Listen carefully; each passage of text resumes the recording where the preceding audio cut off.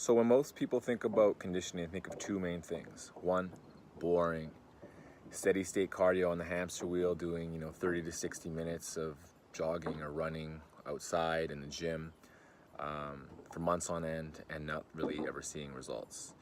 Two is super high intensity, puke worthy, lying on the floor in a puddle of your own sweat type conditioning. People in crazy big CrossFit gyms. I don't hate on CrossFit, but that's what a lot of their conditioning and their Metcons look like to me, at least. So if this is how you've been doing conditioning for the past few years, then I'm sorry, because you're probably bored out of your mind. It's if you're just doing, for instance, steady state cardio, or as I like to call cardiac output, it's a method that definitely works, but it's long and it's boring, and of course you can progress it, which we'll be getting over to, but it's definitely not something that you want to be doing for a long period of time, over and over and over again, very, very frequently. Puts a lot of wear and tear on your joints. Anyways, so I'm not going to get into the exact reasons. There's tons, and it's good. I'm not going to say it's bad, but we're going to just move on into looking at the variables for conditioning, whether that's long, slow, like we just mentioned, or like higher intensity type interval training.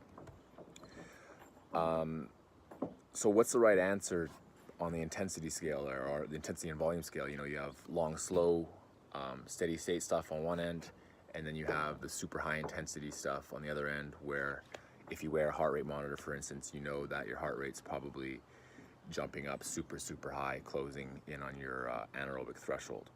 So as with most things in the fitness industry, the answer is going to be somewhere in the middle. So you don't need to firmly place yourself in one camp or the other.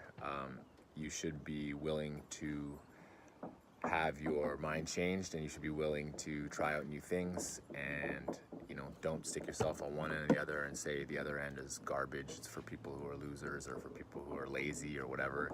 Try different things out, look to the middle, do a little bit of this, a little bit of that, and you'll get way more better results. So in order to progress on pretty much anything, there's going to be variables that we can change. So what are those variables for conditioning specifically? It's going to be volume, it's going to be intensity, and it's going to be resistance. So we're going to go over volume in this installment, and we'll be going over the other two in a different installment. So we can change these three variables, and we can get quite a wide array of results depending on what our goals are. And although this is only three small variables, each of these variables has a ton of subcategories that we can alter. So let's examine these subcategories of each of the variables that I just went over, and see how we can make improvements in our conditioning by adjusting these variables. So volume is going to be measured by a couple ways here. First one's going to be distance.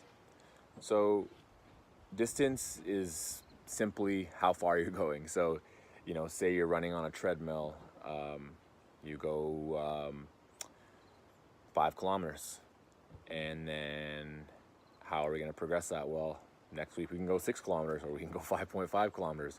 Super, super simple. Depending on what kind of programs you're running, maybe you want to look at, instead of daily, you want to look at weekly volume. So for instance, if 1 week you are running maybe over 2 to 4 sessions, you're running say 15 kilometers, and then next week we want to progress that by increasing our volume, so we go from 15 to say 17 kilometers. Very, very simple way of increasing our volume. So what about people who do conditioning where you're not necessarily moving any type of distance? How do we measure volume then? Well, then the next one is going to be time. Time is super simple. Put a watch on, or look at the clock on whatever machine you're using. Say you're doing some sort of interval training, and you start out with doing 30 seconds of work and 2 minutes break, or 2 minutes active rest. So week 1, 30 seconds, week 2 might be 35 seconds, week 3 might be 40 seconds, etc. So we're increasing our volume by increasing the time of our work intervals.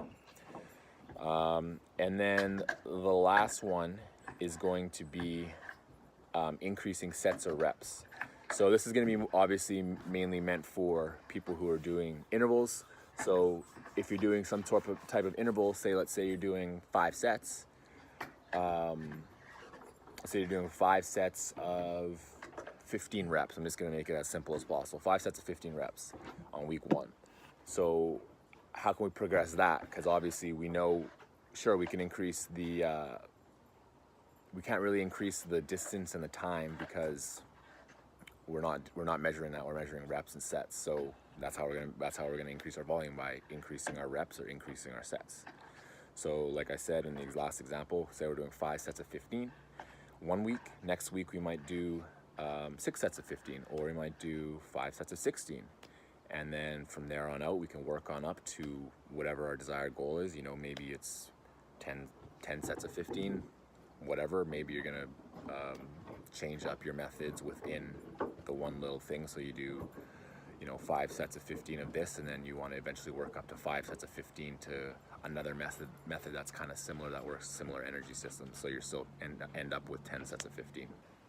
In our next installment, we're going to be covering intensity. So stay tuned. See you then.